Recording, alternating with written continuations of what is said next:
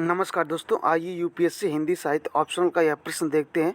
प्रश्न का उत्तर हम लोगों को 150 वर्ड में लिखना है और इसको संदर्भ, प्रसंग और व्याख्या करना है। हमारा प्रश्न दिया है, सचमुच कुछ प्रश्नों की सफलता इस बात से होती है कि हम उस प्रश्न तक पहुंच गए हैं।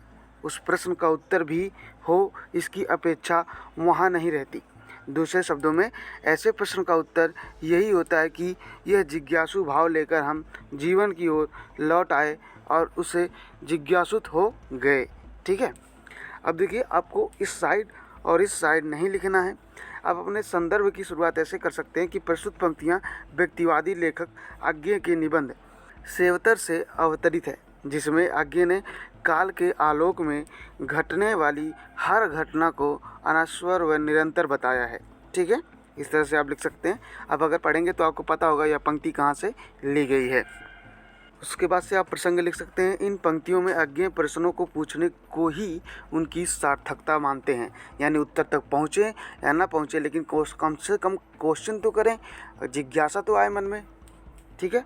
अब व्याख्या आप ऐसे लिख सकते हैं कि कुछ प्रश्नों की सफलता का अंदाज इस बात से लगाया जाता है कि उन प्रश्नों तक पहुंचा या नहीं।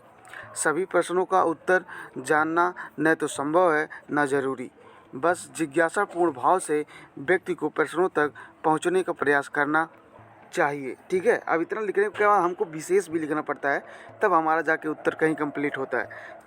तो देखिए, पहला पॉइंट आप लिख सकते हैं, विश्लेषणात्मक शैली से तार्किकता का परिचय हुआ है।